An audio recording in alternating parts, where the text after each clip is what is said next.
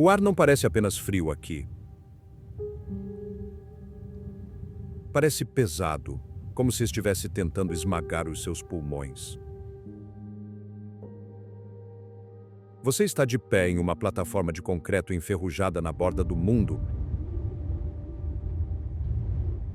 observando uma coluna de aço de quase 1 milha de comprimento expelir vapor no crepúsculo congelado. Atrás de você, as luzes da Rússia europeia são uma memória que se apaga, um lampejo de conforto que você está deixando para uma jornada rumo ao grande desconhecido.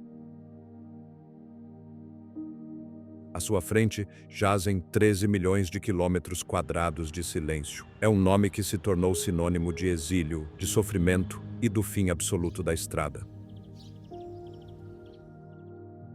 Mas, e se tudo o que você pensava saber sobre este lugar estivesse errado? E se a Sibéria não for apenas um deserto,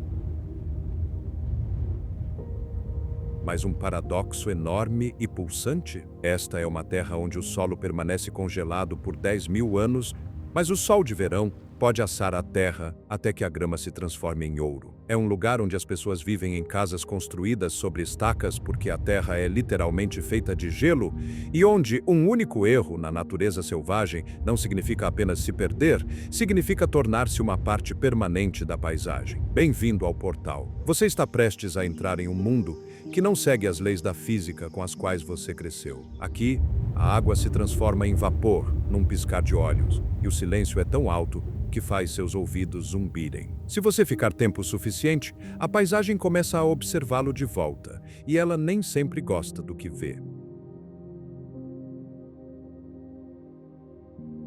A veia de ferro no vazio.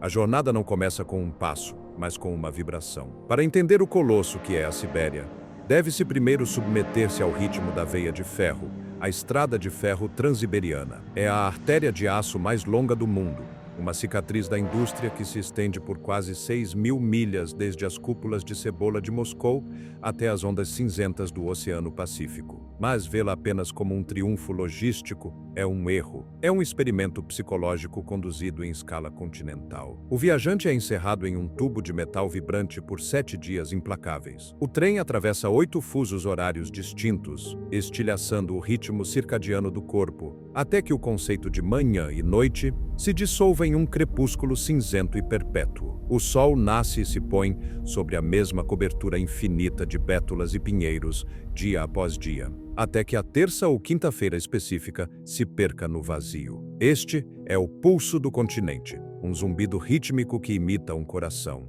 Dentro dos vagões, a atmosfera é densa, pesada, com o cheiro de fumaça de carvão betuminoso, o toque acentuado do chá preto forte sendo preparado no samovar, e o calor íntimo e úmido de estranhos compartilhando um espaço confinado.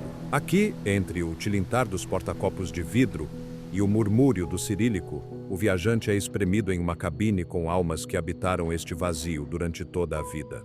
Eles não percebem o perigo que espreita do lado de fora do vidro de painel duplo. Para eles, o vazio não é um abismo, é uma sala de estar. Enquanto as rodas de ferro chacoalham pelas montanhas Urais, o cinturão de pedra que aperta a cintura da Rússia, a jornada deixa oficialmente a lógica da Europa para trás. Os sinais mudam de escrita, os rostos mudam de estrutura. O trem desce para a taiga. Esta é a maior floresta da Terra, um oceano verde de pinheiros, abetos e lariços siberianos que engole a maior parte do hemisfério norte. É uma entidade biológica tão vasta que se alguém desembarcasse em uma parada sem nome e caminhasse para dentro da linha das árvores, poderia vagar por décadas sem nunca encontrar outra sombra humana. É o reino do tigre de Amur ao sul, espreitando entre as folhas de carvalho e das renas ao norte, raspando o líquen.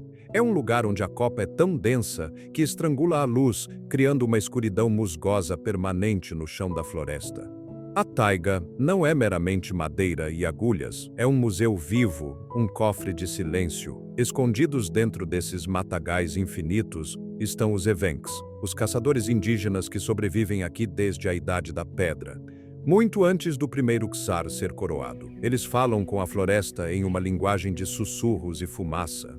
Eles acreditam que cada lariço retorcido tem um espírito, e cada rio caudaloso possui uma memória. Para os Evenk, A Sibéria não é um território a ser conquistado ou mapeado. É um parente a ser respeitado e temido. Mas para o Império Russo, e mais tarde para a União Soviética, esta floresta era um armazém. Era um lugar para esconder recursos, ouro, diamantes, madeira, e um lugar para esconder pessoas. As árvores testemunharam a marcha de milhões que foram enviados para esta escuridão verde e nunca retornaram. Depois de dias de nada além do reflexo hipnótico das árvores, o horizonte finalmente se fratura, revelando a silhueta de Irkutsk. Chamam-na de a Paris da Sibéria, mas esse apelido carrega um peso melancólico que a verdadeira Paris jamais poderia compreender. Caminhar pelas ruas de Irkutsk é caminhar por um cemitério de elegância imperial. A cidade é famosa por sua renda de madeira, milhares de casas do século XIX esculpidas com padrões intrincados e delicados que lembram o trabalho de um joalheiro em vez de um carpinteiro. Mas por que existe tal cultura elevada no meio de uma selva congelada? A resposta reside na grande tragédia de 1825. Um grupo de aristocratas russos e oficiais militares, os dezembristas, tentou derrubar o czar em São Petersburgo. Eles falharam. Em qualquer outra nação, teriam enfrentado o pelotão de fuzilamento. Mas o czar idealizou uma punição mais siberiana. Ele os privou de seus títulos, de sua riqueza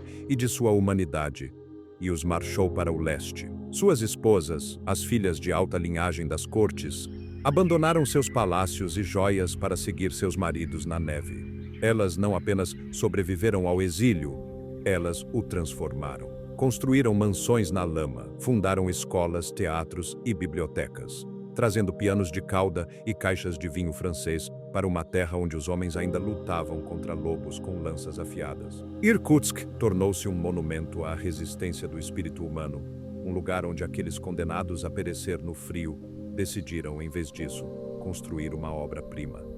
No entanto, conforme o olho inspeciona essas casas de madeira hoje, um detalhe perturbador emerge. Muitas delas estão afundando. As molduras ornamentadas das janelas situam-se ao nível do joelho, em relação à calçada. As pesadas portas de carvalho estão inclinadas e emperradas. Este é o sopro do permafrost. O solo aqui não é terra sólida. É uma mistura de sujeira e gelo antigo. À medida que o planeta se aquece, o gelo sob a cidade derrete, e a terra se transforma em um pântano em câmera lenta, uma lama que engole a história dos dezembristas centímetro por centímetro. Irkutsk é uma cidade que está literalmente sendo comida pelo solo sobre o qual se ergue, uma digestão lenta da história pela própria terra. A jornada deixa a renda afundada de Irkutsk para trás, avançando 60 milhas ao sul, até a borda do Mar Sagrado. O ar muda instantaneamente. Torna-se mais fresco, mais nítido, com cheiro de ozônio, águas profundas e pedra britada. E então, a visão o revela. Lago Baikal. Chamá-lo de lago é um insulto. Os habitantes locais o chamam de mar, e a geologia concorda. O Baikal é um milagre de falhas e fendas. É o lago mais antigo do mundo, formado há 25 milhões de anos, em uma cicatriz onde a crosta terrestre está se afastando lentamente, alargando-se 2 centímetros a cada ano. É a ferida mais profunda na superfície do planeta. Se alguém pegasse todos os grandes lagos da América do Norte, Superior, Michigan, Huron, Erie e Ontário, e os despejasse no Baikal, eles ainda falhariam em encher a bacia. Ele detém 20% da água doce líquida do mundo. 1 de cada 5 copos de água na Terra está bem aqui, nesta única calha abissal. Mas o Baikal não é apenas um reservatório, é uma metrópole de cristal. No inverno, a água congela em uma camada de gelo tão clara que desafia a capacidade do cérebro de processar a profundidade. Pode-se ficar de pé sobre uma camada de gelo de 5 pés de espessura e olhar para baixo 130 pés na escuridão de obsidiana abaixo. Parece caminhar no ar, uma suspensão sobre o vazio. Suspensas neste vidro estão as pérolas de metano, bolhas de gás antigo subindo do sedimento profundo, presas no congelamento como cordões de joias alienígenas. Rachaduras percorrem a superfície como raios congelados, estendendo-se por milhas, esboçando um mapa de tensão e liberação. O gelo não é silencioso, ele possui uma voz. Como o lago é tão massivo, o gelo está em um estado constante de mudança tectônica. Ele geme, ele grita com o tom de um animal moribundo. Ele estronda com a ressonância de um tiro de canhão. um som que vibra no peito do viajante. Os moradores locais alertam que, se o lago ficar em silêncio, é quando o medo deve se instalar. A fala do gelo significa que ele está respirando, ajustando-se. Se ele parar, a pressão está aumentando para um estilhaçamento massivo e catastrófico. Um hovercraft carrega a jornada pela superfície até Listvianka, uma vila que se mascara como a Disneylândia da Sibéria. Aqui, os turistas consomem omu, um peixe branco encontrado em nenhum outro lugar do universo, defumado sobre pinho local.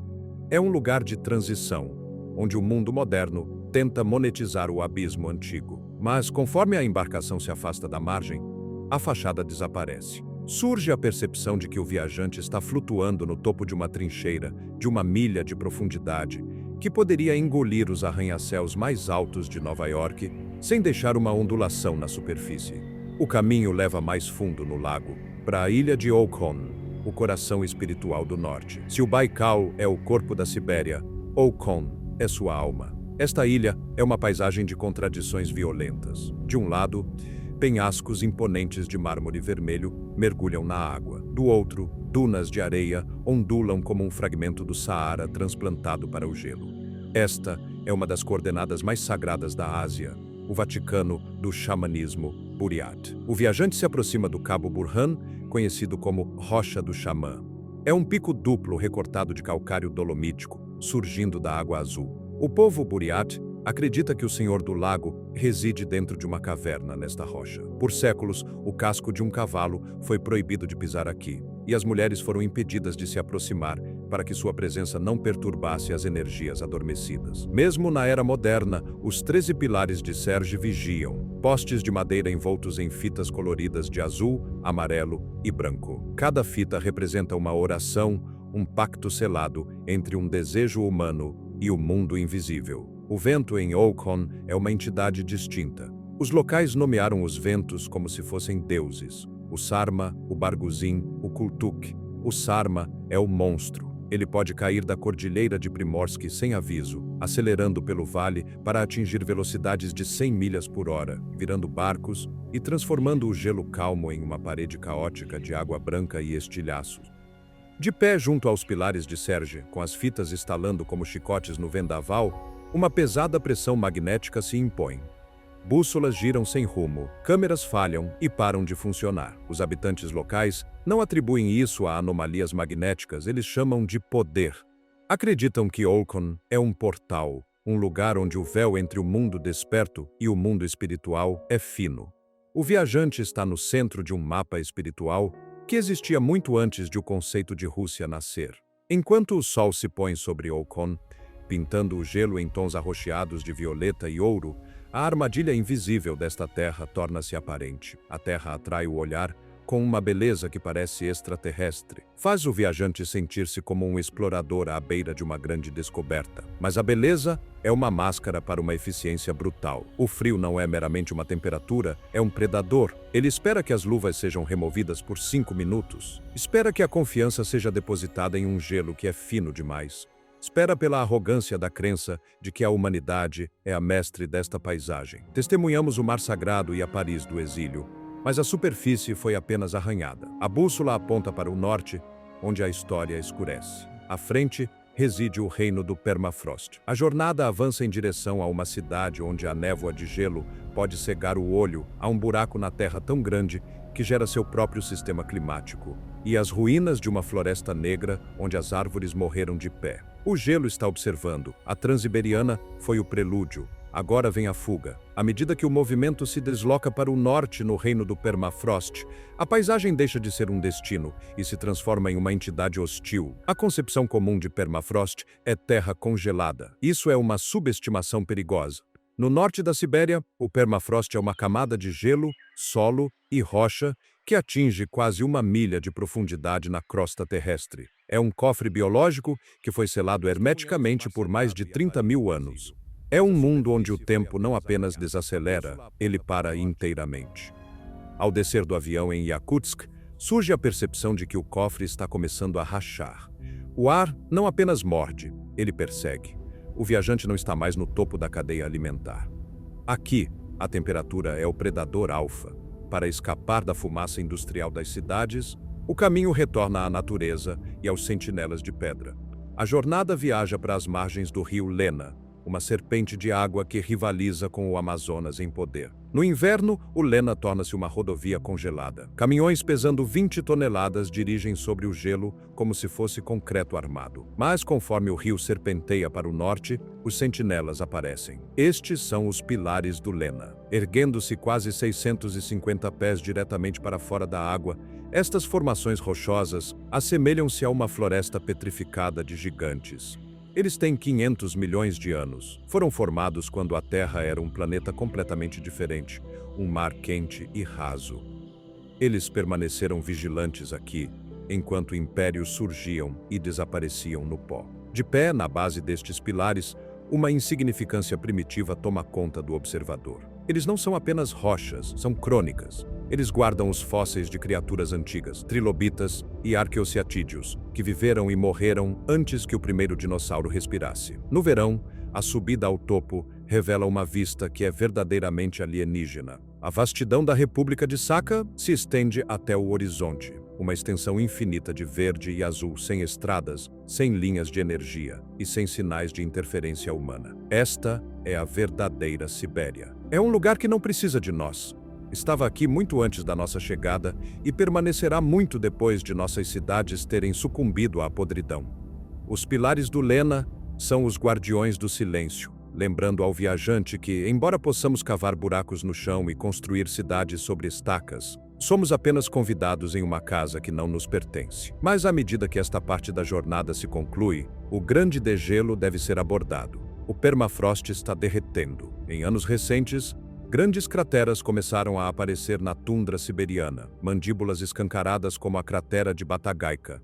Não são causadas por meteoros, são causadas por explosões de metano. Conforme o gelo antigo descongela, a matéria orgânica que esteve congelada por milênios começa a apodrecer, liberando gás que se acumula até que o solo literalmente exploda por dentro. Cientistas estão vasculhando a lama, encontrando gigantes congelados. Mamutes lanosos são retirados do lodo, tão perfeitamente preservados que ainda têm grama da estepe em seus estômagos e sangue líquido em suas veias. É como se uma cápsula do tempo estivesse sendo forçada a abrir pelo calor. Mas não são apenas mamutes. Vírus e bactérias antigos, esporos de antrase e vírus gigantes como o pitovírus, alguns dos quais não veem a luz do dia há 50 mil anos, estão sendo reanimados. O derretimento do permafrost é uma catástrofe em câmera lenta. Está deslocando as fundações de Yakutsk. Está rachando os oleodutos de Norilsk. É um lembrete de que a armadilha da Sibéria está mudando. A Terra não está mais apenas guardando seus segredos, ela os está liberando. Vimos as cidades mais frias e as cicatrizes mais profundas. Vimos como os humanos tentaram conquistar o gelo com ferro e fogo. Mas a Sibéria é mais do que apenas indústria e frio. Ela tem uma alma que é mais profunda do que qualquer mina de diamante. Viajamos pelas artérias de ferro e sentimos o frio que estilhaça os ossos. Mas agora o movimento se volta para a fronteira final do espírito. Vimos o que acontece quando os humanos tentam quebrar a Sibéria com máquinas e fogo. Mas conforme o curso se dirige para as fronteiras do sul e para o coração mais profundo da natureza selvagem, as máquinas se calam. É aqui que os mapas começam a falhar. É aqui que o mundo físico começa a se fundir em algo muito mais antigo, muito mais primitivo. O viajante está entrando na alma da taiga. Até agora, a jornada tem sido sobre sobrevivência, evitar que a pele congele no metal, evitar que o motor morra, manter os olhos abertos na névoa de gelo. Mas, nesta etapa final, o desafio muda. Não se trata mais de saber se alguém pode sobreviver ao ambiente, trata-se de saber se alguém pode compreendê-lo. O destino são as montanhas Altai, os templos budistas da Buriácia e um planalto tão remoto que faz a Lua parecer acessível. A Sibéria não é apenas um lugar para onde as pessoas foram enviadas para desaparecer. É um lugar onde, se alguém olhar de perto o suficiente, poderá realmente encontrar o que foi perdido. Mas cuidado, quanto mais fundo o espírito entra nesta terra, mais difícil é sair. A paisagem não está mais apenas observando, ela está convidando a alma a ficar para sempre. A jornada para o sul leva ao Altai, a miragem lunar do sul. Se a expectativa era de mais tundra plana e branca, O horizonte proporciona um choque. De repente, a terra se curva e se eleva. Picos massivos e denteados de granito e ardósia rasgam as nuvens. Estas são as montanhas Altai, frequentemente chamadas de montanhas douradas. Quando o sol atinge estes picos ao amanhecer, eles não apenas brilham, parecem ser feitos de minério fundido. O veículo encontra a rodovia Shui. A National Geographic chama esta de uma das 10 estradas mais bonitas da Terra. Mas bonita é uma palavra que parece pequena demais aqui. Conforme o trajeto continua, o verde escuro e exuberante da floresta de cedro siberiano começa a desaparecer. O ar torna-se seco, rarefeito e eletrificado. Em 1 hora, a floresta sumiu, substituída pela estepe de Shui. De repente, o contexto da Rússia evapora. O contexto da Terra oscila. A paisagem se transforma em uma extensão amarela, laranja e vermelha profunda, que se parece exatamente com um cenário lunar ou uma visão de Marte. A Terra é rachada e antiga. Esta é uma geografia sagrada. O povo Altai, os nômades indígenas dessas terras altas, acredita que estas montanhas são o centro do universo. Eles não veem rochas e sujeira. Eles veem o Altai Ezi, os espíritos mestres dos picos. O carro para perto de um campo de petróglifos antigos. Uma mão percorre uma pedra que foi esculpida há 5.000 anos por um caçador nômade. Os olhos veem imagens de cervos com chifres como galhos de árvores, de caçadores com arcos e de símbolos celestiais estranhos. Estes não são apenas rabiscos, são contratos com a terra. As pessoas que viveram aqui entenderam um segredo que o mundo moderno esqueceu. Nós não somos donos do Altai. O Altai é dono de nós. Existe uma anomalia magnética aqui que faz a cabeça latejar. É um lugar de poder que atrai xamãs há milênios. Surgem os ovos, pirâmides de pedras empilhadas por viajantes. Deve-se adicionar uma pedra e caminhar ao redor dela 3 vezes para pedir permissão para passar. Se isso for ignorado, os moradores dizem que a montanha se fechará. Na Sibéria, quando uma montanha se fecha, as pessoas simplesmente deixam de ser encontradas. Olhando para a estepe, a névoa de calor impressionista brilha sobre as rochas vermelhas. Parece uma miragem, mas é um aviso. Esta é uma terra de dualidade extrema. No verão, o calor pode causar bolhas na pele. No inverno, os ventos são tão ferozes que podem arrancar a tinta de um veículo. É uma armadilha bonita, um lugar que atrai o espírito com suas cores e depois o isola com sua escala. Da veia de ferro ao abismo de cristal, do permafrost que chora as rochas ardentes do Altai, a canção da Sibéria é um hino de resistência. É um testemunho da indiferença da natureza e da teimosia da vida. O gelo cria e o gelo destrói. O silêncio da taiga não é vazio, está cheio de respostas para perguntas que esquecemos como fazer. A jornada termina não com uma conquista, mas com uma rendição. A terra permanece, eterna e implacável, uma página branca, sobre a qual a humanidade escreve suas histórias passageiras em tinta que desaparece. O Império do Sol Congelado. Bem-vindo à velocidade terminal do termômetro, a latitude onde o mapa estremece e se curva, e a lógica do Sol parece conter um erro. Você está em Yakutsk, a cidade que é um erro na matemática quente do mundo vivo. Aqui, no zero absoluto da teimosia humana, nas profundezas de um janeiro que parece menos um mês e mais uma época geológica de gelo, o mercúrio se rende. Ele cai além do congelamento compreensível, até menos 58 graus Fahrenheit. Um ponto onde a física do planeta começa a quebrar. Nesta temperatura, o ar não é algo que você respira, é algo com que você negocia. Torna-se uma coisa sólida, uma parede de agulhas entrando nos pulmões, fazendo com que o mundo sofra uma traição química. A primeira coisa que o atinge é a névoa de gelo. Não confunda isso com o romance dos paralelepípedos de Londres ou o abraço suave das manhãs de São Francisco. Este é um manto cinzento e espesso, feito de gases de escape congelado. O resíduo fantasmagórico de diesel e gasolina, sem chumbo misturado com a exalação coletiva de 300.000 almas. É o sopro de uma cidade lutando para respirar. Denso o suficiente para engolir o sol do meio-dia.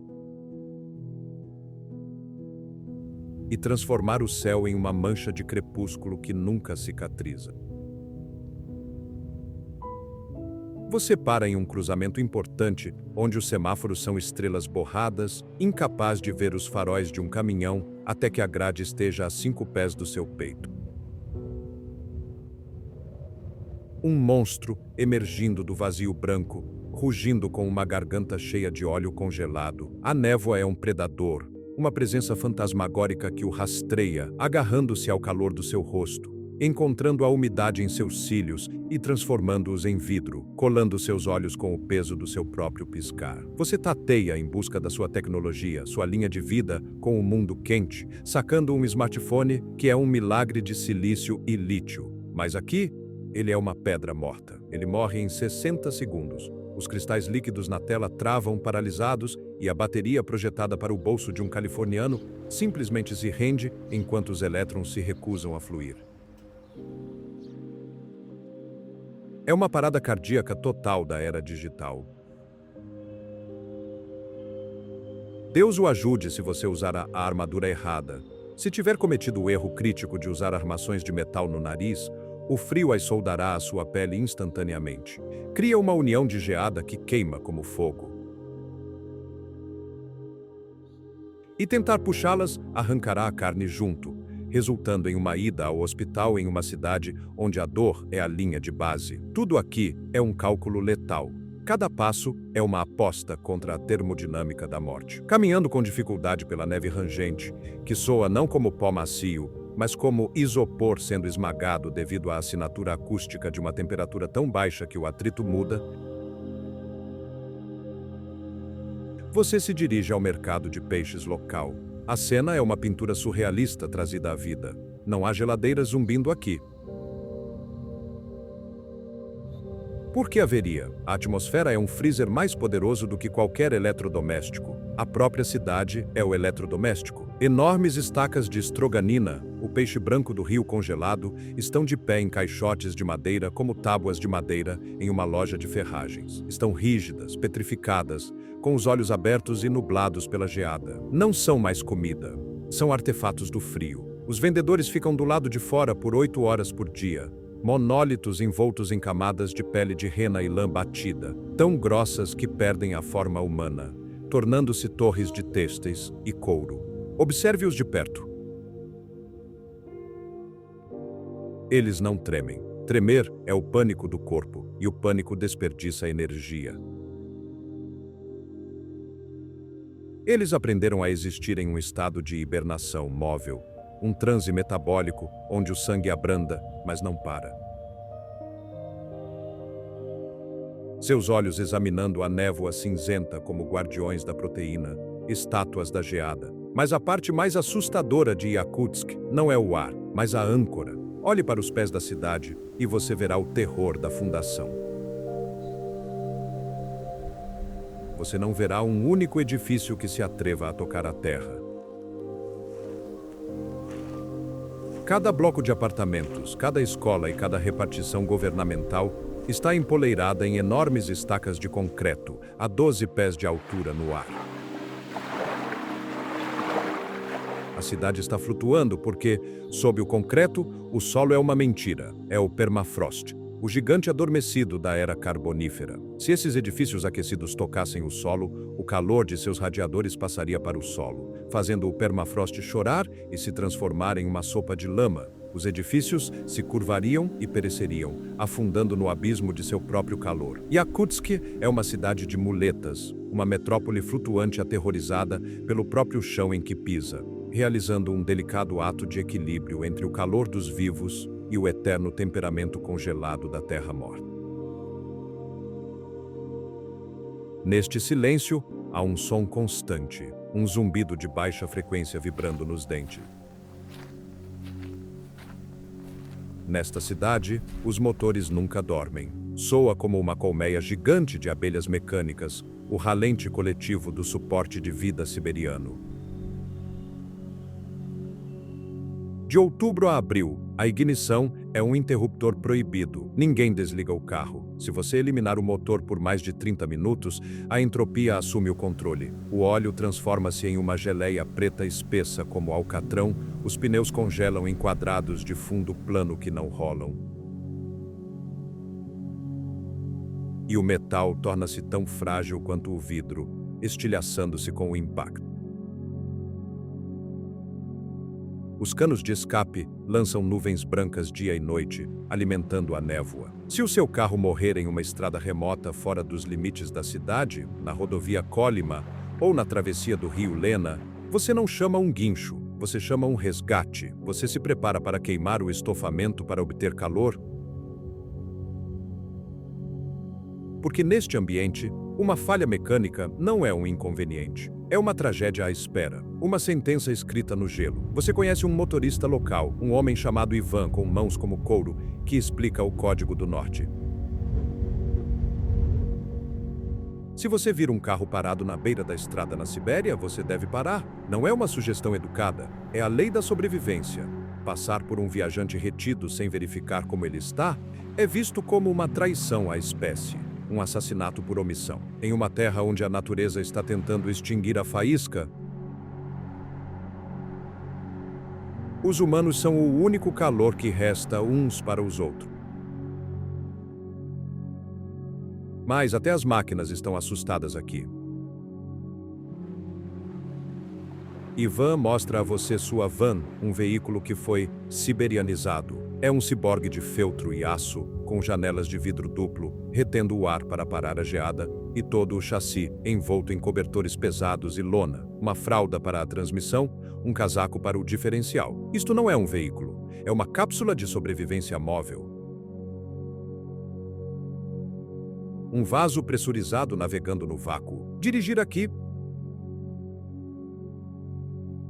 é como navegar uma nave espacial através da superfície de Plutão. Uma curva errada, um pedaço de gelo negro escondido sob a neve, e você se torna um monumento permanente ao frio. Deixando o abraço sufocante da névoa de Yakutsk, o avião levanta voo da pista construída sobre o gelo e voa para oeste em direção à ferida no mundo, Mirny. À medida que as nuvens se abrem e o tapete branco se dissolve, seu estômago cai no sapato. Você vê a cicatriz. A mina de diamantes Mir é um buraco na terra tão colossal que desafia a capacidade do cérebro de processar a escala, criando vertigem apenas por existir no mapa. Tem mais de 1.660 pés de profundidade e mais de meia milha de largura. Uma escada em espiral perfurada no coração do planeta. Do ar, parece um ralo para o centro do mundo, ou o olho de um deus de pedra olhando para o espaço. Este foi o maior baú de tesouro da União Soviética, o epicentro da ganância cristalográfica. Durante a Guerra Fria, eles tiraram bilhões de dólares em diamantes deste poço congelado, peneirando o carbono brilhante da sujeira. Mas a mina tem uma física mais sombria, uma gravidade própria. Devido ao seu tamanho e profundidade absolutos, ela criou seu próprio sistema climático. Um microclima do vazio. A diferença de temperatura entre as entranhas quentes do poço e o ar gelado da superfície cria correntes descendentes poderosas e invisíveis. É um aspirador de pó para o céu e uma zona de exclusão aérea estritamente aplicada para helicópteros, não por causa de segredos, mas por causa da física. Várias aeronaves foram literalmente sugadas do céu, agarradas pela mão invisível do vórtice e esmagadas contra as paredes em terraços. É um abismo feito pelo homem que se recusa a deixar qualquer coisa escapar de sua gravidade. De pé na borda da cratera, olhando para baixo na estrada em espiral que os caminhões levam 2 horas para descer, parece que se está olhando para um vulcão morto. Não há magma aqui, apenas a memória fria da pressão. A mina representa a extração brutal da Sibéria. A Terra não queria entregar esses diamantes. O solo lutou de volta. Para obtê-los, os engenheiros declararam guerra à geologia, usando motores de jato montados em caminhões para derreter o permafrost e dinamite para estilhaçar rocha mais dura que o concreto. A mina Mir é uma cicatriz que nunca cicatrizará. Um testemunho permanente do que faremos por coisas brilhantes, deixando uma cratera que parece a pegada de um gigante que tropeçou. Se Yakutsk é a cidade da névoa de gelo e Mirny é a cidade do abismo, nossa próxima parada é a cidade das sombras, o reino dos metais pesado. Você viaja mais para o norte, cruzando a linha invisível acima do Círculo Polar Ártico até Norilsk. Não há estradas para Norilsk. O asfalto simplesmente desiste a centenas de milhas de distância. Você não pode dirigir para cá, vindo de Moscou ou Yakutsk. Você está isolado do continente, chegando apenas por avião, lutando contra ventos cruzados ou, durante o curto degelo de verão, infestado de mosquitos, por um barco lento através das águas cinzentas do Oceano Ártico. É a cidade mais isolada da Terra. Uma ilha de concreto, em um mar de tundra. Norilsk é uma cidade construída sobre uma base de níquel e cobre. Uma tabela periódica de riqueza e veneno. Produz uma porcentagem enorme do paládio mundial, o metal no seu conversor catalítico e smartphone. Mas o custo é uma conta paga em respiração. Ao descer, você vê os esqueletos da floresta. Por milhas ao redor da cidade, a taiga está morta. As árvores estão cinzentas sem folhas, paradas como fósforos queimados, asfixiadas por décadas de dióxido de enxofre. Elas são uma floresta petrificada da era industrial. As usinas de fundição expelem uma pluma constante de fumaça pesada, um dragão que nunca dorme. O ar em Norilsk não tem gosto de ar, tem gosto de metal, como chupar uma moeda de 1 centavo, como enxofre e fósforos. A poluição é tão intensa e quimicamente complexa que a neve às vezes esquece de ser branca, tornando-se preta com fuligem ou vividamente vermelha. Uma neve sangrenta para uma cidade que sangra. É um mundo monocromático, uma fotografia de alto contraste, onde os edifícios são pintados em amarelos brilhantes, rosas violentos e azuis profundos. Isto não é por estética, é um mecanismo de defesa psicológico, uma tentativa desesperada de combater o cinza que consome a mente. Sem essas cores, o cérebro começa a se fragmentar sob o peso da noite polar. Aqui, por 45 dias seguidos, o sol não nasce. É a longa escuridão. O meio-dia que parece meia-noite, onde o ritmo circadiano se dissolve e os residentes caminham em um estado de crepúsculo, combatendo a histeria polar.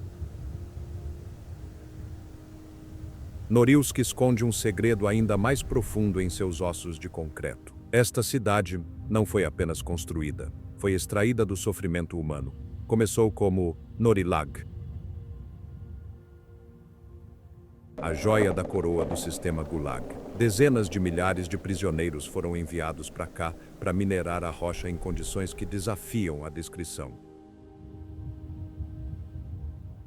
Trabalhando a menos 58 graus com ferramentas manuais, picaretas balançando contra a terra congelada, tecidos pulmonares congelando, dedos quebrando, a cidade é literalmente construída sobre ossos. Sob cada fundação, sob a usina de cobre, sob o teatro, jazem os arquitetos sem nome deste inferno gelado. Hoje, os moradores são orgulhosos, possuindo um orgulho feroz de sobrevivência. Eles se veem como guerreiros do Ártico, uma raça à parte. Referindo-se ao resto da Rússia como o continente, como se estivessem vivendo em um planeta diferente. Eles ganham salários mais altos do que qualquer outra pessoa, mas pagam por isso com sua biologia. A expectativa de vida cai aqui. A doença respiratória é o vizinho que todos conhecem. É uma cidade fechada, onde estrangeiros precisam de permissão especial para entrar. Um retrocesso às cidades secretas da era nuclear. É um lugar de prosperidade hostil, onde o rublo é forte, mas o ar é fraco. Caminhando pelas ruas, protegendo o rosto do vento ácido, Você percebe que Norilsk é um tubo de ensaio, um grande e cruel experimento para ver se seres humanos podem viver em uma bolha tecnológica em um lugar que nunca foi destinado à vida. E, no entanto, há uma beleza na brutalidade, uma beleza aterrorizante e sublime. Quando a névoa de gelo se dissipa em Yakutsk, o céu é uma cúpula de cristal. Quando o sol atinge o vapor congelado, você ouve o sussurro das estrelas, um som suave de farfalhar do hálito, transformando-se em cristais de gelo instantaneamente e caindo no chão como poeira de diamante. No silêncio da mina de Mirny, você sente a idade da Terra, os bilhões de anos de pressão que fizeram as gemas. Na escuridão de Norilsk, a aurora boreal dança, fitas verdes e roxas, ignorando as chaminés. Um show de luzes cósmicas sobre o cemitério industrial. Pessoas vivem aqui. Elas se apaixonam aqui. Elas criam filhos que aprendem a envolver seus rostos antes de aprenderem a caminhar. Bebem vodka para queimar o frio, comem peixe cru congelado para manter o sangue espesso e mantêm os motores funcionando, sempre funcionando. Porque parar é morrer. Esta é a borda do mundo, onde o mapa termina e o gelo começa. Onde a civilização é uma fina camada de isolamento sobre um planeta que é indiferente à nossa presença. Yakutsk, Mirny, Norilsk. A trindade do congelamento, os monumentos à teimosia humana. Estamos de pé sobre as estacas, flutuando sobre o permafrost que derrete, observando a neve preta cair, esperando que o sol se lembre de nós e ouvindo o zumbido do motor, o único batimento cardíaco que importa no silêncio branco. O frio não perdoa e não esquece. Ele apenas espera. E nós esperamos com ele, vivos no freezer, queimando os ossos de dinossauro para nos mantermos aquecidos na cidade que não deveria existir, mas existe, porque nos recusamos a partir. Os sentinelas de pedra e a alma da taiga. Você deixa para trás os céus sufocados por enxofre de Norilsk e, com eles, a ilusão de que a humanidade domesticou este mundo, o gosto de níquel e carvão queimado, aquele toque metálico e acre da conquista industrial, desaparece da sua língua, apenas para ser substituído por um frio tão absoluto que parece menos uma temperatura e mais um peso físico pressionando o peito. Você está fugindo das cicatrizes industriais, das feridas abertas da terra onde o homem escavou em busca de cobre e paládio, dilacerando a tundra para alimentar as fornalhas do sul. Você está retornando à natureza selvagem, aos sentinelas de pedra que observam em silêncio, embarcando em uma peregrinação pela maior e mais fria massa de terra da Terra. Você viaja para o leste e para o sul, atraído pela força magnética das grandes artérias da Sibéria, até que a taiga se abre e você se encontra às margens do rio Lena. Chamá-lo de rio é uma falha da linguagem. É um continente em movimento, uma das forças hidrológicas mais longas e poderosas do planeta, drenando uma bacia hidrográfica do tamanho da Índia para o Oceano Ártico. Mas aqui, nas profundezas do inverno de Yakutia, a água parou de fluir. A física do movimento líquido foi suspensa. O Lena tornou-se uma rodovia congelada, uma fita cintilante e opaca de concreto azul-branco forjada pelo aperto esmagador de 50 graus abaixo de zero. Este é o Zimnik, a linha de vida sazonal, a única estrada que existe em uma terra que rejeita o asfalto. O gelo aqui não é a pele frágil e rachada de um lago temperado. É uma placa tectônica de fabricação própria, excedendo frequentemente 2 metros de espessura. É uma lente de violência suspensa. Você observa enquanto caminhões pesando 20 toneladas, carregados com combustível, madeira e equipamentos de mineração,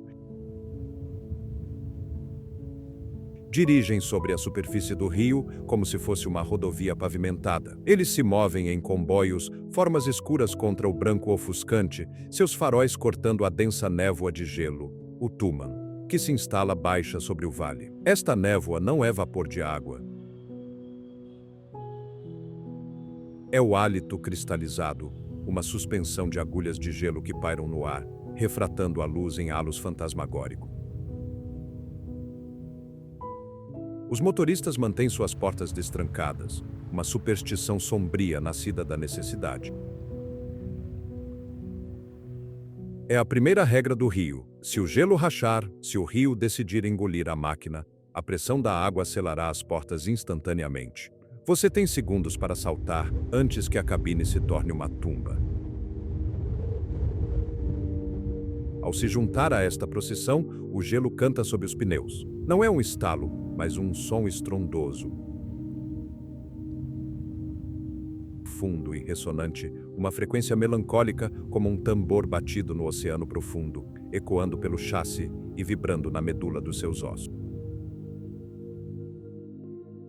É o som do rio respirando sob sua gaiola, o gemido de milhões de toneladas de pressão ajustando-se ao peso da sua passagem. Você está dirigindo sobre a pele de um leviatã adormecido, mas conforme você viaja por esta coluna congelada, longe dos assentamentos e para dentro da selva profunda, o horizonte começa a mudar.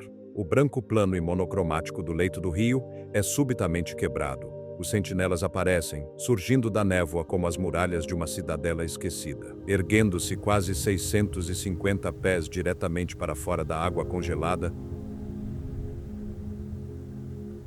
os pilares do Lena surgem como uma floresta petrificada de gigantes. Eles são uma catedral não construída por mãos, uma fortaleza de calcário cambriano que brilha com tons de ocre, ferrugem e roxo azulado sob o sol baixo do inverno. Estas não são meramente rochas, são as costelas expostas do planeta. Eles têm 500 milhões de anos. Foram formados quando a Terra era um lugar completamente diferente, quando a Sibéria era um continente separado flutuando perto do Equador, submerso em um mar quente e raso fervilhando com a primeira vida complexa. Eles permaneceram aqui enquanto supercontinentes colidiam e se dilaceravam, enquanto impérios surgiam e desapareciam, enquanto a humanidade saía da lama e aprendia a falar. Quando você está na base desses pilares, apequenado pela sua verticalidade, sente uma insignificância primitiva, que é ao mesmo tempo aterrorizante e libertadora. Você é o lampejo de uma vela diante de uma montanha de tempo.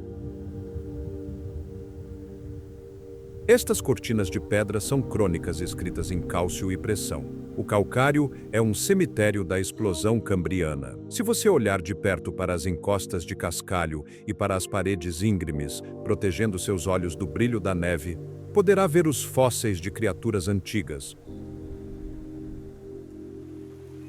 Trilobitas, arqueociatídeos, esponjas primitivas, que viveram e morreram antes mesmo de existir o conceito de um dinossauro. Eles estão presos na pedra, perfeitos e imóveis, esperando por olhos que não existiriam por 500 bilhão de anos para testemunhá-los. No curto e explosivo estalo do verão siberiano, você pode subir as escadas de madeira até o topo, com o fôlego falhando não apenas pelo esforço, mas pela escala absoluta da queda. Do cume, a vista é alienígena. Você vê a vastidão da República de Sakha estendendo-se até a curvatura da Terra. Um oceano infinito e ondulante de taiga verde e água azul, sem estradas, sem linhas de energia, sem geometria de interferência humana. Esta é a verdadeira Sibéria. É um lugar que não precisa de nós. Ele respira sem a nossa permissão. Estava aqui muito antes de o primeiro fogo ser acendido, e estará aqui muito depois de nossas cidades terem sucumbido à podridão e ao permafrost. Os pilares do Lena são os guardiões do silêncio. Eles lembram que, embora possamos cavar buracos no chão e construir cidades sobre estacas, somos apenas convidados em uma casa que não nos pertence, invasores nos salões dos deuses geológicos. Ao concluirmos esta parte aquática da jornada, a canção da Terra muda de tom, passando dos acordes maiores do rio para uma progressão menor e dissonante. Temos que falar sobre o grande degelo. A jornada força você a olhar para baixo, além do gelo, para o próprio solo. O chão sob seus pés O permafrost, que atuou como a fundação de concreto de toda esta região por milênios, está nos traindo. O congelador planetário está quebrando. Em anos recentes, grandes crateras começaram a aparecer na tundra siberiana, abrindo-se como feridas na pele da Terra. A mais famosa, a cratera de Batagaica, é conhecida pelos habitantes locais como a porta de entrada para o submundo. Esses abismos não são causados por meteoros vindos do céu. São causados pela podridão interior. São o resultado do colapso do termokarst e de explosões de metano. À medida que o gelo antigo descongela, a matéria orgânica que está congelada desde o Pleistoceno, gramíneas, raízes, carcaças de animais, o detrito de um mundo perdido, começa a se decompor. O banquete microbiano começa. A podridão libera gás, a pressão aumenta nas bolsas subterrâneas e, eventualmente, o solo literalmente explode, vomitando lama e gelo para o céu e deixando para trás uma cicatriz irregular e lacrimejante que cresce a cada chuva. Estas não são características estáticas, são feridas em crescimento. Você pode ouvi-las. Se você ficar na borda de Batagaica, poderá ouvir o gotejamento da água do degelo e o deslocamento da lama, o som da terra comendo a si mesma. Cientistas que descem a estas crateras estão encontrando um mundo suspenso em animação. Estão retirando gigantes congelados da lama, mamutes lanosos tão perfeitamente preservados que a carne ainda é vermelha, o pelo desgrenhado ainda se agarra à pele. E botões de ouro parcialmente digeridos ainda podem ser encontrados em seus estômagos. É uma ressurreição dos mortos, uma cápsula do tempo forçada a abrir pela atmosfera em aquecimento. Mas não é apenas a megafauna que está acordando. O degelo está liberando coisas muito menores e muito mais perigosas. O necrobioma está se agitando. Vírus e bactérias antigos, entidades biológicas distintas que não veem a luz do dia há 30, 40 ou 50 mil anos, estão sendo reanimados. Falamos do pitovírus sibericum e do molivírus sibericum. Vírus gigantes que dormiram enquanto a humanidade inventava a agricultura, a escrita e a guerra. Agora acordando famintos na lama, esporos de antrás de renas que morreram há 70 anos estão vazando para o lençol freático, transformando o próprio sustento da Terra em veneno. O derretimento do permafrost é uma catástrofe em câmera lenta, um alarme silencioso soando por toda a estepe. Está deslocando as fundações de Yakutsk, a cidade mais fria da Terra, onde blocos de apartamentos construídos sobre estacas de concreto estão começando a se inclinar e rachar à medida que a terra sólida se transforma em pântano. A arquitetura da era soviética, construída sob a suposição de gelo eterno, está falhando. Está retorcendo os oleodutos de Norilsk, torcendo as veias de aço que alimentam a economia global. É um lembrete austero e violento de que a armadilha da Sibéria está mudando. A Terra não está mais apenas guardando seus segredos. Ela os está liberando. Vimos as cidades mais frias e as cicatrizes mais profundas. Vimos como os humanos tentaram conquistar o gelo com ferro e fogo, travando uma guerra contra a temperatura. Mas a Sibéria é mais do que apenas indústria e frio.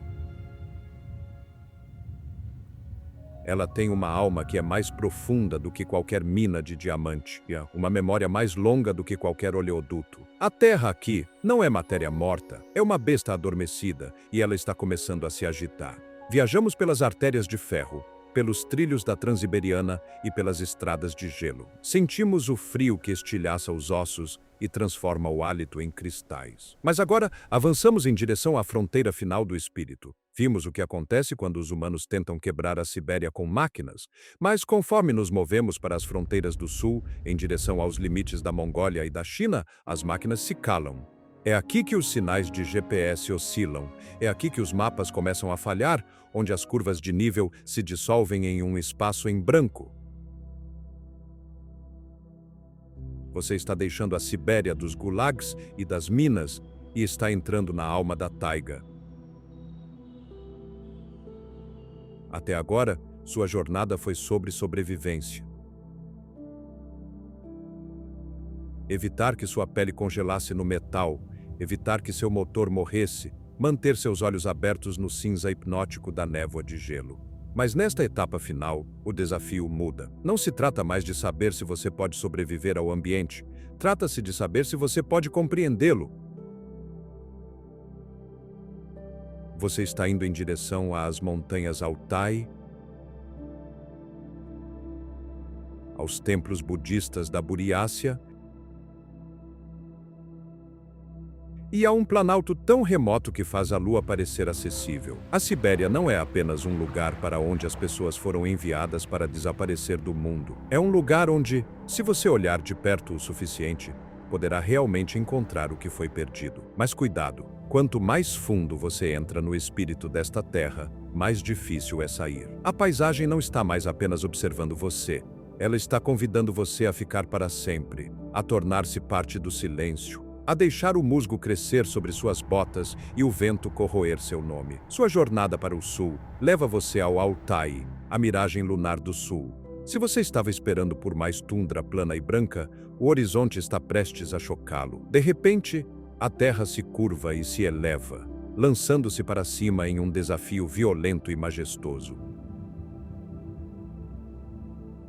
Picos massivos e denteados de granito e ardósia rasgam as nuvens. Seus cumes cobertos por geleiras eternas que alimentam os rios cor de turquesa abaixo. Este é o Altai, frequentemente chamado de Montanhas Douradas.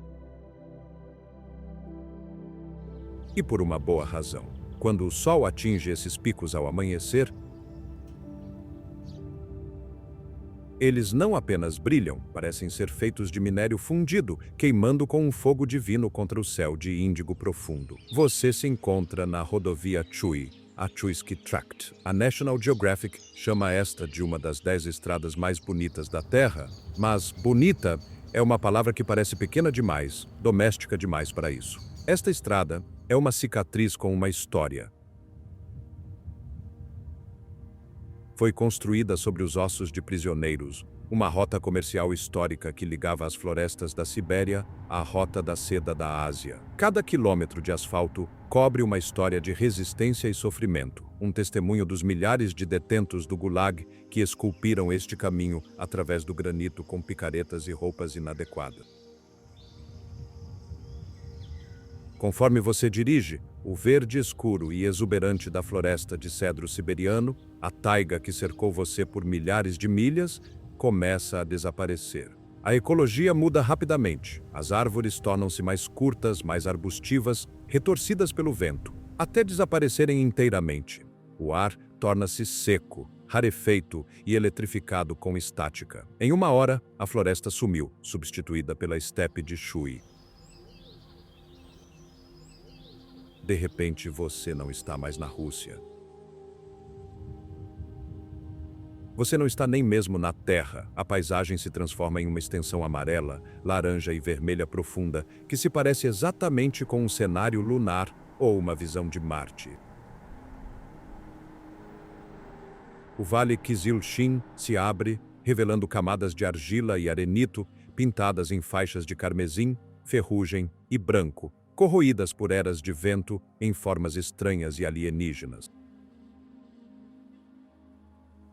A terra é rachada e antiga, ressequida pela sombra de chuva dos grandes picos.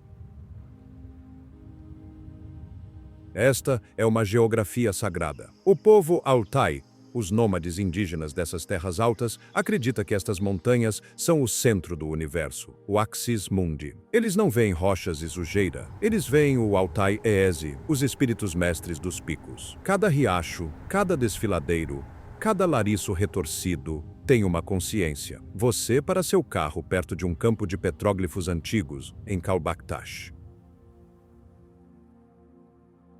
Você caminha sobre a rocha fustigada pelo vento e percorre com a mão uma pedra que foi esculpida há 5.000 anos por um caçador nômade usando uma ferramenta de pedra. Você vê imagens de cervos com chifres que espiralam como galhos de árvores, de leopardos das neves, de caçadores com arcos e de estranhos símbolos celestiais que parecem naves espaciais ou deuses do sol. Estes não são apenas rabiscos, são contratos com a terra, são orações gravadas no granito. As pessoas que viveram aqui entenderam um segredo que esquecemos em nossas cidades de vidro e aço. Você não é dono do Altai. O Altai é dono de você. Existe uma anomalia magnética aqui que faz sua cabeça latejar. Um silêncio vibrante que pressiona seus tímpanos. É um lugar de poder que atraiu xamãs por milênios para conversar com o céu. Ao longo da beira da estrada e nos topos de passagens altas, você vê ovos, pirâmides caóticas de pedras empilhadas por viajantes, envoltas em fitas de seda azul, kadag,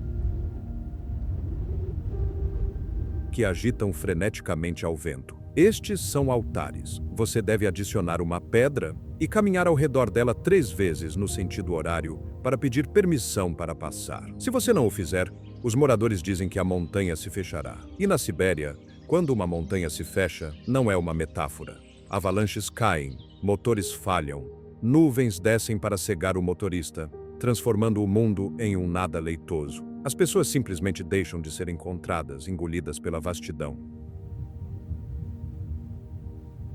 A história aqui não está apenas gravada na pedra, está enterrada no permafrost dos planaltos elevados. Este é o lar da cultura Pazyryk, os nômades citas que percorriam estas estepes há 2.500 anos. No imponente planalto de Ukok, arqueólogos encontraram a donzela de gelo,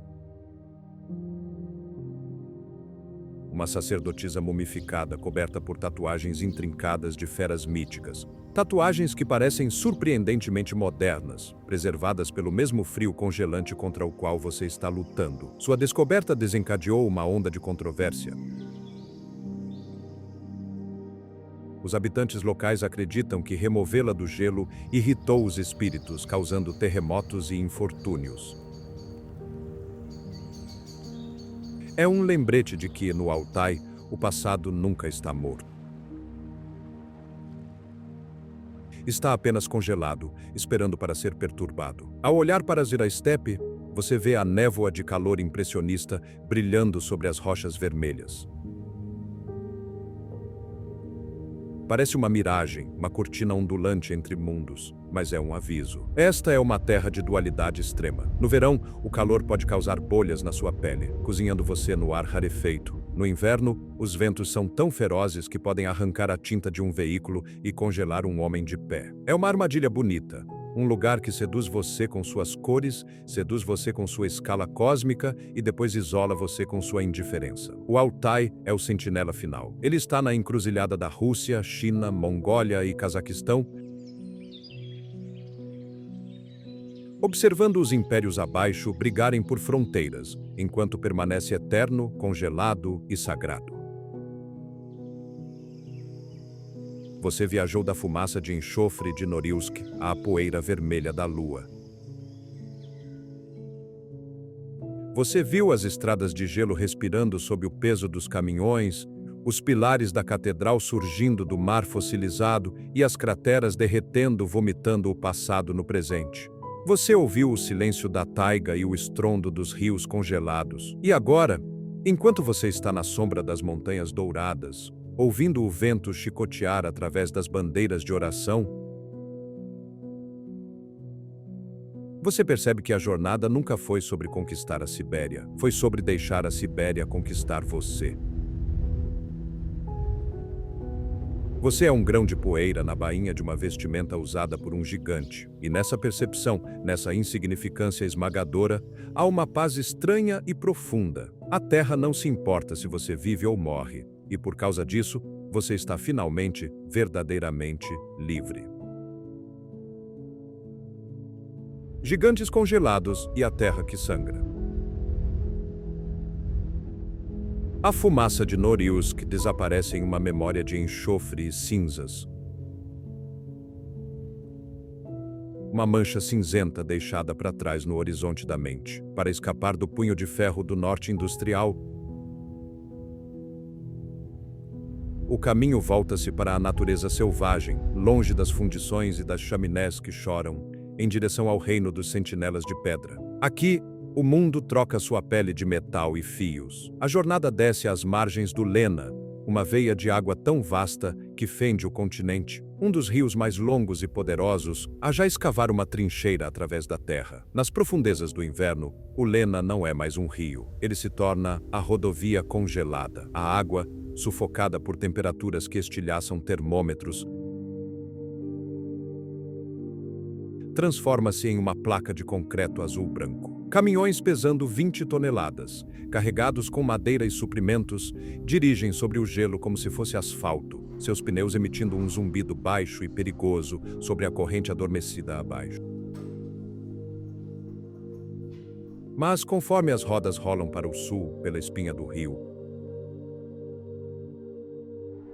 os sentinelas começam a surgir. Eles emergem da névoa, como os dentes irregulares de um deus adormecido. Estes são os pilares do Lena. Erguendo-se quase 650 pés diretamente para fora da folha branca congelada, estas formações rochosas erguem-se como uma floresta petrificada de gigantes. Eles não são meramente pedra, eles são o tempo tornado visível. 500 milhões de anos de história estão empilhados em camadas de calcário cambriano. Eles foram formados quando a Terra era um lugar completamente diferente. Quando esta terra congelada era um mar quente e raso, fervilhando com as primeiras explosões de vida. Eles permaneceram aqui enquanto impérios surgiram, queimaram e desapareceram no pó. Eles estavam aqui antes que o primeiro pulmão respirasse. De pé na base desses pilares, uma insignificância primitiva toma conta do observador. A escala humana é apagada. Estas não são apenas rochas, são crônicas escritas na linguagem da pressão e da erosão. Elas guardam os fósseis de criaturas antigas, trilobitas, arqueociatídeos, seres que nadaram e caçaram em um silêncio que precede os dinossauros. Eles são as testemunhas mudas das épocas. No breve e ofuscante clarão do verão, escadas de madeira permitem uma ascensão ao topo dos penhascos. Do cume, a vista é alienígena, um panorama que pertence a outro planeta. A vastidão da República de Saka estende-se até o horizonte trêmulo, uma extensão infinita de verde e azul, de taiga e água. Não há estradas aqui, não há linhas de energia cortando o céu, não há sinais de interferência humana, apenas o vento movendo-se entre os lariços. Esta é a verdadeira Sibéria. É um lugar que não precisa da humanidade. Estava aqui muito antes de o primeiro passo ser dado e permanecerá aqui, muito depois de as cidades de aço e vidro terem sucumbido ao permafrost em movimento. Os pilares do Lena são os guardiões do silêncio. Eles servem como um lembrete austero de que, enquanto máquinas podem cavar buracos no chão e engenheiros podem construir cidades sobre estacas para enganar o frio,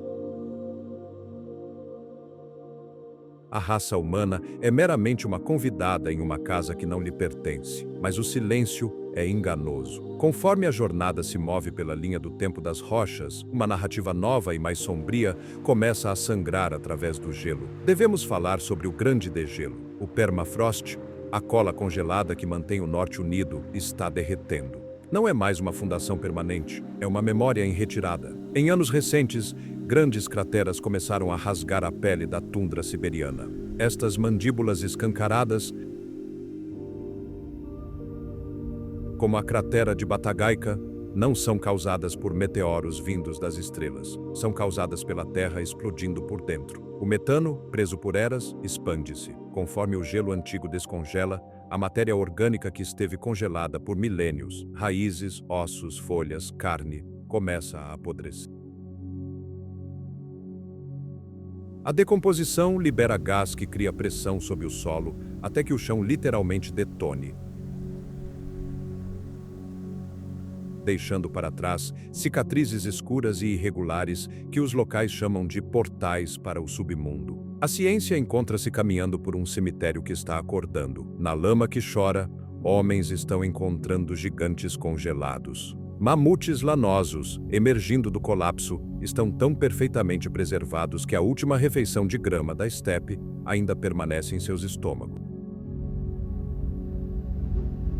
e o sangue líquido ainda perdura em suas veias, escuro e espesso. É como se uma cápsula do tempo estivesse sendo forçada a abrir pelo calor. Mas o degelo libera mais do que apenas os mortos majestosos. Libera os monstros invisíveis do passado, vírus e bactérias antigos, alguns dos quais não veem a luz do dia há 50 mil anos, estão sendo reanimados. Pitovírus, molivírus, vírus gigantes da Idade da Pedra estão acordando nas placas de Petri do mundo que derrete. O permafrost derretendo é uma catástrofe em câmera lenta, um terremoto silencioso que nunca para. Está deslocando as fundações de concreto de Yakutsk, retorcendo blocos de apartamentos até que rachem. Está rompendo os oleodutos de Norilsk, derramando óleo nos rios. É um lembrete de que a armadilha da Sibéria está mudando. Viajamos pelas artérias de ferro e sentimos o frio que estilhaça os ossos. Mas agora o caminho leva em direção à fronteira final do espírito. A jornada deixa para trás as cicatrizes da extração. Vimos o que acontece quando os humanos tentam quebrar a Sibéria com máquinas e fogo. Mas à medida que o movimento avança em direção às fronteiras do sul, em direção ao coração mais profundo da natureza selvagem, as máquinas se calam. É aqui que os mapas de papel começam a falhar. É aqui que o mundo físico começa a se fundir em algo muito mais antigo, muito mais primitivo. Esta é a entrada na alma da taiga. Até agora, a jornada foi definida pela sobrevivência. Evitar que a pele congelasse no metal, evitar que o motor morresse no ar de 50 graus negativos, manter os olhos abertos na névoa de gelo ofuscante. Mas nesta etapa final, o desafio muda. Não se trata mais de saber se o corpo pode sobreviver ao ambiente, trata-se de saber se a mente pode compreendê-lo. A trajetória visa as montanhas Altai, os templos budistas da Buriácia e um planalto tão remoto que faz a lua parecer acessível. A Sibéria não é apenas um lugar para onde as pessoas foram enviadas para desaparecer nos gulags. É um lugar onde, se os olhos olharem de perto o suficiente, coisas perdidas podem ser encontradas. Mas um aviso paira no ar rarefeito. Quanto mais fundo o viajante entra no espírito desta terra, mais difícil é sair. A paisagem deixa de ser um cenário passivo. Ela não está mais apenas observando, ela está convidando o viajante a ficar para sempre, a tornar-se parte do silêncio. A jornada para o sul chega ao Altai, a miragem lunar do sul. Se a expectativa era de mais tundra plana e branca, o horizonte proporciona um choque violento. De repente, a terra se curva e se eleva. Picos massivos e denteados de granito e ardósia rasgam as nuvens, perfurando os céus. Este é o Altai, frequentemente chamado de Montanhas Douradas. E o nome é merecido na luz. Quando o sol atinge esses picos ao amanhecer, eles não apenas brilham, parecem ser feitos de minério fundido, queimando com um fogo interior. O veículo encontra-se na rodovia Chuy. Viajantes e geógrafos chamam esta de uma das 10 estradas mais bonitas da Terra. Mas a palavra bonita parece pequena demais, doméstica demais para esta escala. Conforme as rodas giram, o verde escuro e exuberante da floresta de cedro siberiano começa a descascar como pele morta. O ar torna-se seco, rarefeito e eletrificado com ozônio. Em uma hora, a floresta sumiu, substituída pela estepe de Chuy. De repente, a realidade da Rússia desaparece. A própria realidade da Terra parece oscilar. A paisagem se transforma em uma extensão amarela, laranja e vermelha profunda, que se parece exatamente com um cenário lunar, ou uma visão de Marte antes de a atmosfera morrer. A Terra é rachada, ressequida e antiga. Esta é uma geografia sagrada. O povo Altai, os nômades indígenas dessas terras altas, acredita que estas montanhas são o centro do universo, o umbigo do mundo. Eles não veem rochas e sujeira. Eles veem o Altai Eese, os espíritos mestres dos picos, o motor para perto de um campo de petróglifos antigos. Uma mão se estende para tocar uma pedra que foi esculpida há 5.000 anos por um caçador nômade. Os dedos traçam imagens de cervos com chifres que espiralam como galhos de árvores, de caçadores com arcos recurvos e de estranhos símbolos celestiais que sugerem contato com o divino. Estes não são apenas rabiscos deixados por mãos ociosas, são contratos com a terra. As pessoas que viveram aqui entenderam um segredo que o mundo moderno esqueceu. A humanidade não é dona do Altai, o Altai é dono da humanidade. Existe uma anomalia magnética aqui que faz a cabeça latejar, uma pressão atrás dos olhos. É um lugar de poder que atraiu xamãs e místicos por milênios. Espalhados pela estepe estão os ovos, pirâmides de pedras empilhadas por viajantes. A tradição exige que uma pedra seja adicionada e que o viajante caminhe ao redor da pilha 3 vezes para pedir permissão para passar. Fitas de tecido azul, kata, agitam-se ao vento, levando orações ao céu. Se o ritual for ignorado, os moradores dizem que a montanha se fechará. Na Sibéria, quando uma montanha se fecha, o caminho desaparece e as pessoas simplesmente deixam de ser encontradas.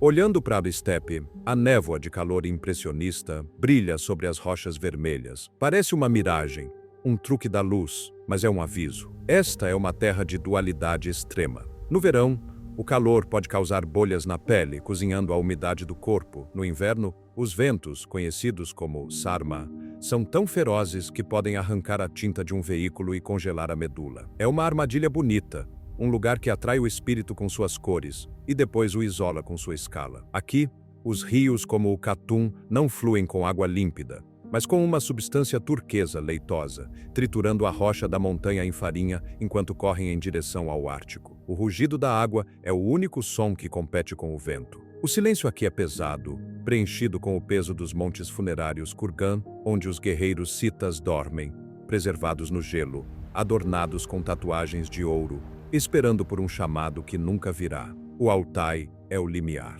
É onde o mapa termina e o mito começa. É o lugar onde as fronteiras da Rússia, Mongólia, China e Cazaquistão colidem, mas na sombra dos picos, as fronteiras são linhas sem sentido desenhadas por homens que nunca sentiram o frio. Aqui, a única lei é a lei do céu e da pedra. O viajante sente-se pequeno diante do pano de fundo da eternidade, respirando a poeira da terra vermelha, entendendo finalmente que viajar pela Sibéria não é conquistar a distância, é render-se ao tempo. A fumaça das cidades é esquecida.